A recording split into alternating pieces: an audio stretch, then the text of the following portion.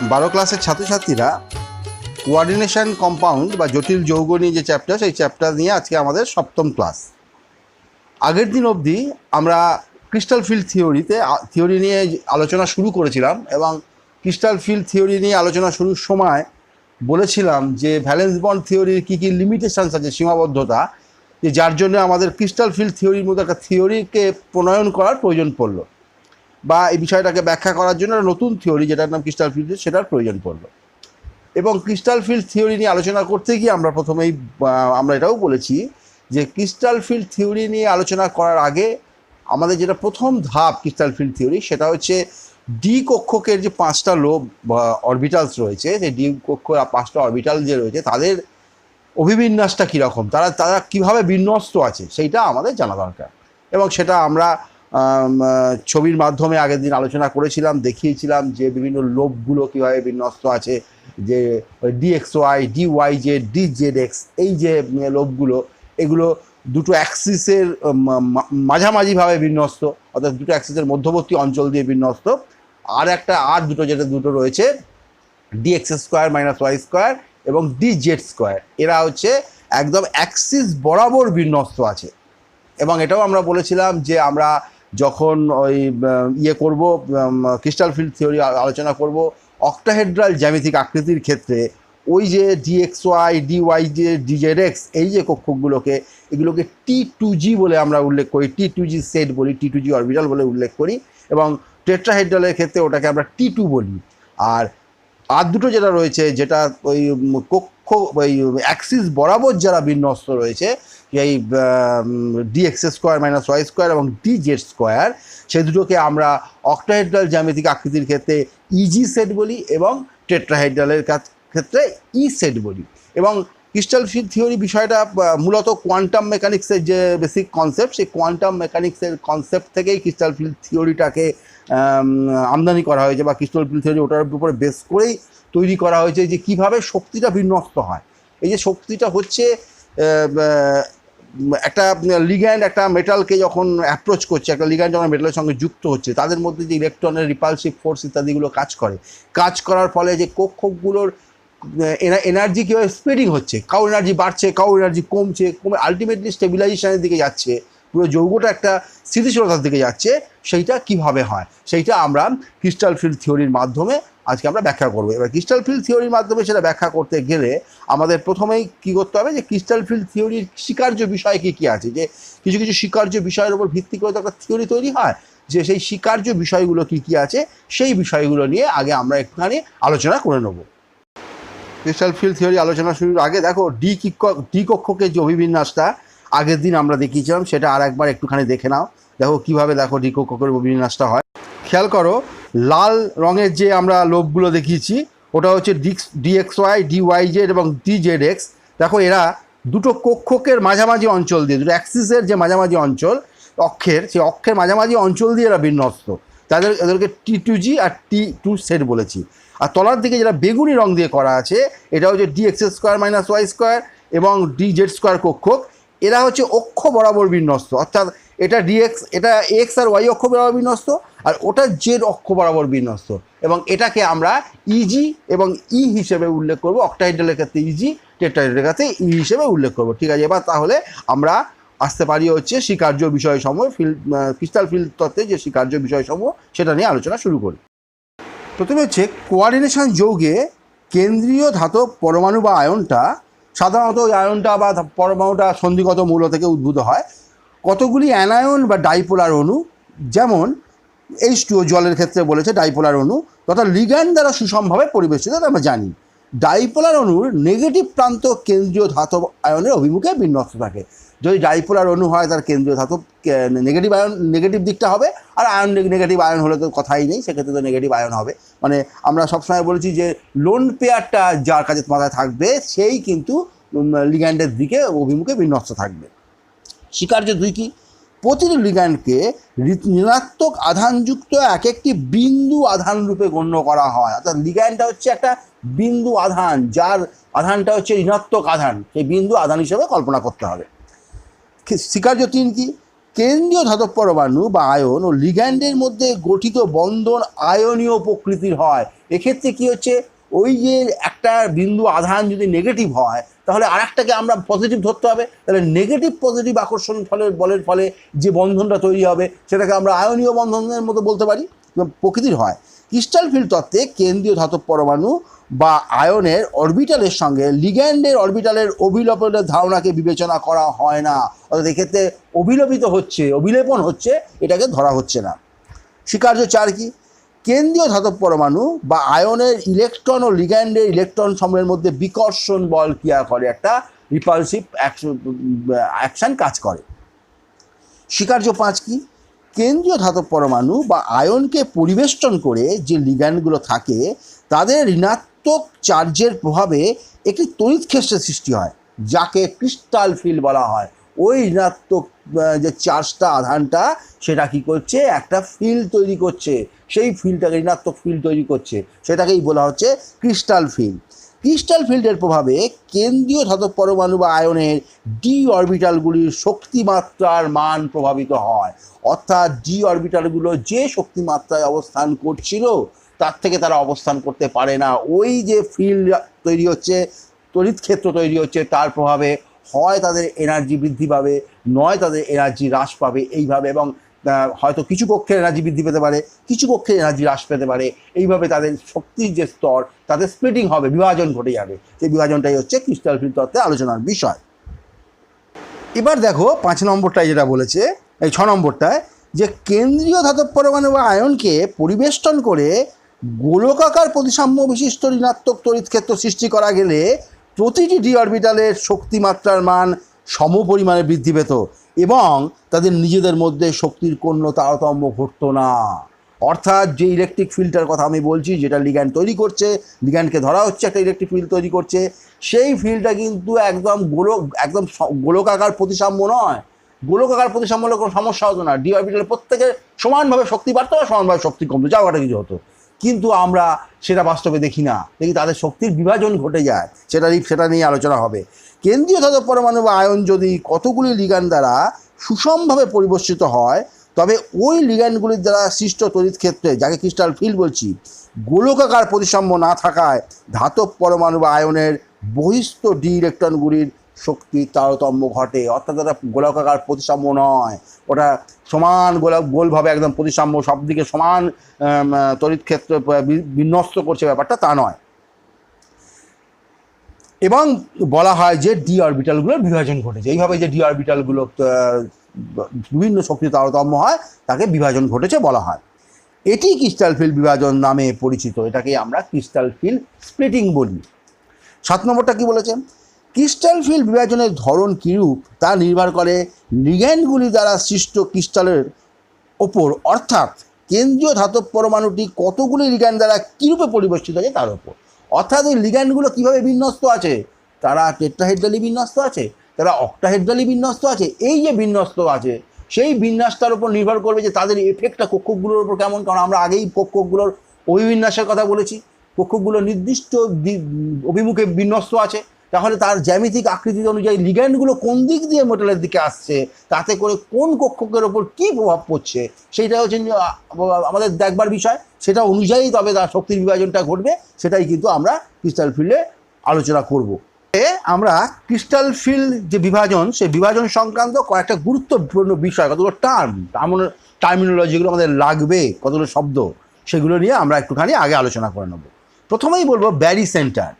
কেন্দ্রীয় ধাতব পরমাণু বা আয়নকে পরিবেষ্টন করে উপস্থিত লিগ্যান্ডগুলির মোট ঋণাত্মক আধানের পরিবর্তে যদি গোলকাকার প্রতিসাম্য বিশিষ্ট একটু সমতুল্য ঋণাত্মক আধান কল্পনা করা হয়, তবে ওই আধান দ্বারা সৃষ্ট তড়িৎ ক্ষেত্রের প্রভাবে কেন্দ্রীয় ধাতব পরমাণুটির ডি অরবিটালগুলির শক্তিমাত্রা বৃদ্ধি পেয়ে যে উচ্চতর শক্তিসম্পন্ন স্তরে উন্নীত হয়, কিন্তু ডি উপকক্ষের অন্তর্গত কক্ষগুলির শক্তিমাত্রার সমতা বিনষ্ট হয় না, তাকে ব্যারি সেন্টার বলে। তার মানে কি, যে একটা গ্রাউন্ড স্টেট সাধারণ অবস্থায় ডি যে উপকক্ষ, তার যে কক্ষগুলো রয়েছে, ঘরগুলো রয়েছে, সেটা একটা শক্তি স্তরে ছিল, ঠিক আছে।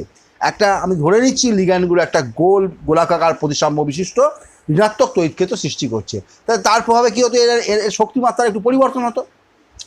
শক্তিমাত্রার পরিণত হতো, কিন্তু তাদের শক্তি মাত্রাগুলো একই থাকতো। অর্থাৎ ডি উপকক্ষের অন্তত যে 5টা কক্ষক রয়েছে তারা প্রত্যেকেই সমানভাবে শক্তিমাত্রার পরিবর্তন হতো। তাহলে তারা গ্রাউন্ড স্টেট থেকে কী হতো, আর একটা নতুন এনার্জি স্টেটে গিয়ে পৌঁছতো।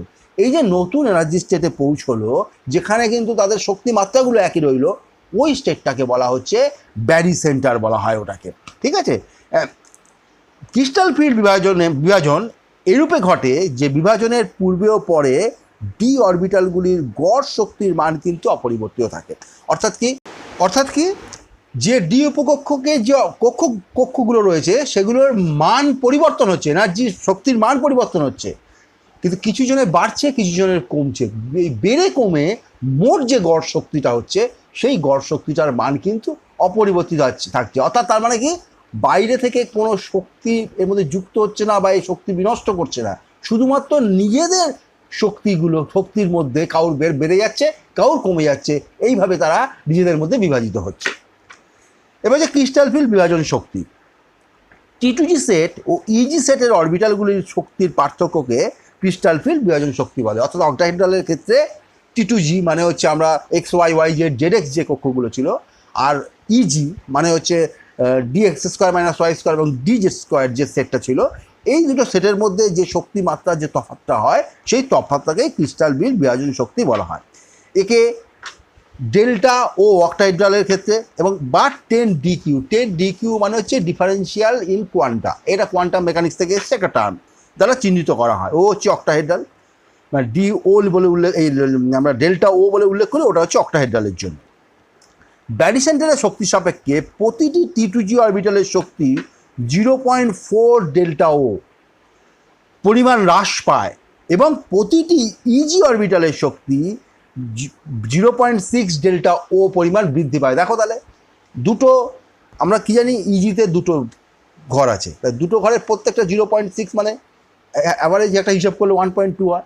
আর তলায় 3টে ঘর আছে যেটা কমে যাচ্ছে, 3টে ঘর ইজি সেটে 3টে ঘর আছে, প্রত্যেকে 0.4 মানে 1.2 হয়। তার মানে কি হচ্ছে, বাড়াটা কমাটা কিন্তু সমান হয়ে রইল। তার মানে অ্যাভারেজ শক্তিটা কিন্তু বিন্যস্ত হওয়ার পর অ্যাভারেজ শক্তিটা কিন্তু একই থেকে গেল। এবার যে ক্রিস্টাল ফিল্ড স্টেবিলাইজেশন এনার্জি বা CFSE কাকে বলা হয়? কোঅর্ডিনেশন এন্টিটিতে লিগ্যান্ডগুলি দ্বারা সৃষ্ট ক্রিস্টাল ফিল্ডের প্রভাবে কেন্দ্রীয় ধাতবায়নের ডি অরবিটালগুলির বিভাজন ঘটায়। ওই অরবিটালগুলিতে স্থানপ্রাপ্ত ইলেকট্রন সমূহ ব্যারি সেন্টারের সাপেক্ষে যে অতিরিক্ত স্থিতিশীলতা লাভ করে তাকে ক্রিস্টাল ফিল্ড স্টেবিলাইজেশন এনার্জি বলা হয়। অর্থাৎ কাউর বাড়ছে, কাউর কমছে, যার বাড়ছে সে বেড়ে স্থিতিশীল হচ্ছে, যার কমছে সে কমে স্থিতিশীল হচ্ছে। এই যে বাড়া কমা মিলিয়ে একটা যে এনার্জি দাঁড়াচ্ছে আর কি, যে বাড়লো কমলো করে ওর একটা স্থিতিশীলতা হলো, ওর একটা স্থিতিশীলতা হলো, এই এনার্জিটাকেই বলা হয় CFSE বা ক্রিস্টাল ফিল্ড স্টেবিলাইজেশন এনার্জি। এবার হচ্ছে যে অষ্টতলকীয় যে কোঅর্ডিনেশন এন্টিটি হচ্ছে তার আমরা ক্রিস্টাল ফিল্ড স্টেবিলাইজেশন এনার্জি বা CFSE কীভাবে ক্যালকুলেট করব। এবার ব্যারি সেন্টারের সাপেক্ষে T2G অরবিটালে উপস্থিত প্রতিটি ইলেকট্রনের শক্তি 0.4 ডেল্টা ও পরিমাণ হ্রাস পায়, এটা আমরা জানি। অপরদিকে ব্যারি সেন্টারের সাপেক্ষে ইজি অরবিটালে উপস্থিত প্রতিটা ইলেকট্রনের শক্তি 0.6 ডেল্টা ও বৃদ্ধি পায়। সুতরাং ধরে দেওয়া যাক যদি T2G অরবিটালে X সংখ্যক আর ইজি অরবিটালে Y সংখ্যক ইলেকট্রন থাকে, তাহলে ক্রিস্টাল ফিল্ড স্টেবিলাইজেশন এনার্জি কী হবে? Crystal field CFSE is equal to -0.4 into delta o into x, ঠিক আছে, plus 0.6 delta o into y. বুঝতে পারছো?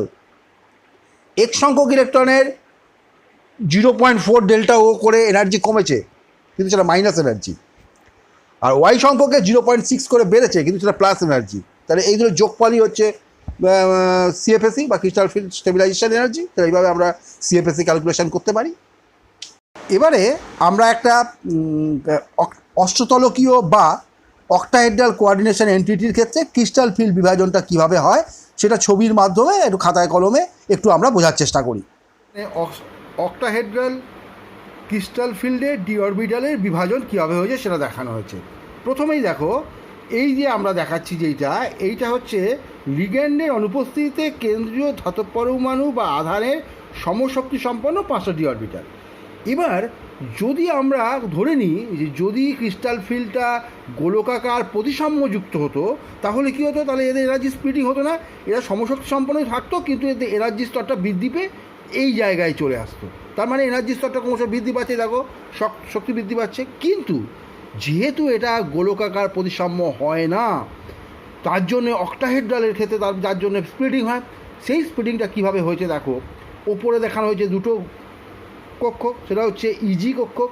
ইজি কক্ষক মানে হচ্ছে একটা হচ্ছে তোমার ডি এক্স স্কোয়ার, সরি দাঁড়াও পেনটা দেখে একটু, হ্যাঁ, একটা কক্ষ হচ্ছে তোমার D x square minus Y square, আর একটা ডি জেড স্কোয়ার, আর তিনটে তলায় হচ্ছে টি টু জি মানে d x y, d y z, d z x, এই তিনটে কক্ষক। এবার কী হচ্ছে, এই যে মাঝ বরাবর যে যদি গোলকাকার প্রতিসাম্য হয়ে শক্তিস্তরটা এখানে থাকতো, সেই বরাবর যে শক্তিস্তর সেটাকে আমরা বলছি হচ্ছে ব্যারি সেন্টার। আর ব্যারি সেন্টার থেকে ওপর দিকে 0.6 ডেল্টা ও পরিমাণ শক্তি বৃদ্ধি পায় হচ্ছে এদের এই ইজি সেটের মানে d x square minus Y square এবং ডি জেড স্কোয়ার, এই কক্ষকগুলোর।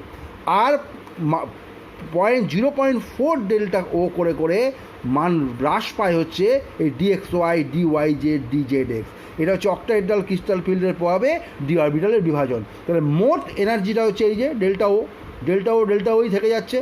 স্প্লিটিংটা হচ্ছে ব্যারি সেন্টার থেকে কিছুটা উপরে হচ্ছে আর কিছুটা তলায় হচ্ছে, এইভাবে এনার্জি স্প্লিটিং হচ্ছে, এবং এটাকে আমরা এই অক্টাহেড্রালের ক্ষেত্রে এইভাবেই ব্যাখ্যা করতে পারি। সিএফএসিটা আমরা কীভাবে ক্যালকুলেশন করব, ধরো টি টু জিতে এক সংখ্যক ইলেকট্রন আছে, আর ইজিতে ওয়াই সংখ্যক ইলেকট্রন আছে, ঠিক আছে। তাহলে আমরা CFAC crystal field stabilisation energy সমান কী লিখতে পারি, মাইনাস, যেহেতু এটা নিচের দিকে মাইনাস 0.4 ডেল্টা ও ইন্টু কটা ইলেকট্রন এক্স, প্লাস এটা কত 0.6 ডেল্টা ও ইন্টু কটা ইলেকট্রন ওয়াই। তার মানে আমি এক্স আর ওয়াই এর মান যদি জেনে যাই, তাহলে সিএফএসির মান কত ডেল্টা কিউ হবে, ডেল্টা ও হবে, ডেল্টা ও মানে অক্টাহেড্রাল, ডেল্টা ও হবে, সেটা কিন্তু আমরা বার করে ফেলতে পারবো। তাহলে এটা সিএফএসি বার করবার equation, CFSE crystal field stabilisation energy বার করবার যে ইকুয়েশান, সেটা হচ্ছে এই ইকুয়েশানটা আমাদের মনে রাখলেই আমরা বার করতে পারবো যখন তখন। এবারে আমরা এই যে ক্রিস্টাল ফিল্ড যে হলো, বিভাজন হলো, সেই শক্তির ওপর কী কী বিষয় আছে যেগুলো প্রভাব সৃষ্টি করতে পারে, সেই বিষয়গুলো নিয়ে আমরা একটু আলোচনা করব। যেমন প্রথমেই আছে ধাতব আয়নের প্রকৃতি। একই সাবগ্রুপের ধাতুগুলোর ক্ষেত্রে, অর্থাৎ একই শ্রেণীভুক্ত যে ধাতুগুলো আছে তাদের ক্ষেত্রে এনের মান, অর্থাৎ বহিস্থ কক্ষের যে মুখ্য কোয়ান্টাম সংখ্যা, তার মান বৃদ্ধির সঙ্গে সঙ্গে ক্রিস্টাল ফিল্ড বিভাজন শক্তিরও মান বৃদ্ধি পায়। অর্থাৎ কী হবে, 3D থেকে 4D থেকে 5D। তাহলে যদি ডি অরবিটালটা 3D হয়, তার যা মান হবে ডেল্টার মান, 4D হলে ডেল্টার মান আরও বাড়বে, 5D হলে ডেল্টার মান আরও বেড়ে যাবে, সেইটা বলেছে। ধাতব আয়নের জারণ স্তর, সাধারণত কেন্দ্রীয় ধাতব আয়নের জারণ সংখ্যা বৃদ্ধির সঙ্গে ডেল্টার মান বৃদ্ধি পায়। ধাতব আয়নের জারণ সংখ্যা বৃদ্ধি পেলে লিগ্যান্ডের ইলেকট্রন মেঘ অধিক পরিমাণে পোলারাইজড হয় এবং লিগ্যান্ডটি অধিক পরিমাণে ধাতব আয়নের নিকটবর্তী হয়। এর ফলে ধাতব আয়নের ডি অরবিটালগুলি অধিক পরিমাণে বিভাজিত হয়, অর্থাৎ টি2জি ও ইজি অরবিটালগুলোর শক্তিমাত্রার পার্থক্য, যেটা হচ্ছে ডেল্টা বা ক্রিস্টাল ফিল্ড বিভাজন শক্তি, সেটা কিন্তু বেড়ে যায়। তার মানে জারণ স্তর বৃদ্ধির সঙ্গে সঙ্গে ক্রিস্টাল ফিল্ড বিভাজন যে শক্তি, স্প্লিটিং যে এনার্জি, সেই এনার্জিটা কিন্তু বেড়ে যাবে। এবার হচ্ছে জটিল আয়নের গঠনাকৃতি। কেন্দ্রীয় ধাতব আয়নের সাপেক্ষে লিগ্যান্ডগুলির আপেক্ষিক অবস্থান কেমন, তার উপর ক্রিস্টাল ফিল্ড বিভাজনের মান নির্ভর করে, অবশ্যই নির্ভর করবে, কারণ যেহেতু ডি অরবিটালগুলো একটা অভিবিন্যাস আছে সেই জন্য। যেমন অক্টাহেড্রাল কমপ্লেক্স এ ক্রিস্টাল ফিল্ড বিভাজন ডেল্টা ও এর মান টেট্রাহেড্রাল কমপ্লেক্সে ক্রিস্টাল ফিল্ড বিভাজনের মান ডেল্টা টি এর প্রায় 2.25 গুণ, অর্থাৎ প্রায় 2.25 গুণ বেশি হয়। অর্থাৎ ডেল্টা ও ইজিক্যাল টু 2.25 ইন্টু ডেল্টা টি আমরা লিখতে পারি। সেটা হচ্ছে এদের এই আকৃতির জন্য। লিগ্যান্ডের প্রকৃতির ওপরও বিভাজন শক্তি নির্ভর করে। কোনো নির্দিষ্ট ধাতব আয়নের ক্ষেত্রে ক্রিস্টাল ফিল্ড বিভাজন শক্তি ডেল্টা এর মান কমপ্লেক্স গঠনকারী লিগ্যান্ডের প্রকৃতির ওপর নির্ভর করে। যেসব লিগ্যান্ডের প্রভাবে ধাতব আয়নের ডি অরবিটালগুলোর অল্প পরিমাণ বিভাজন ঘটে অর্থাৎ ডেল্টার মান কম হয়, সেগুলোকে বলা হয় উইক ফিল্ড লিগ্যান্ড, আমরা আগে পড়ে এসেছি। অপরদিকে যেসব লিগ্যান্ড ডি অরবিটালগুলি অধিক পরিমাণ বিভাজন ঘটায় অর্থাৎ ডেল্টার মান বেশি হয়, সেগুলোকে আমরা বলি strong field ligand. Crystal field বিভাজন ঘটানোর ক্রমবর্ধমান ক্ষমতা অনুযায়ী বিভিন্ন লিগ্যান্ডকে পরপর সাজালে যে বিন্যাস পাওয়া যায় তাকে স্পেকট্রোকেমিক্যাল সিরিজ বলা, এটাও আমরা আগে উল্লেখ করেছিলাম।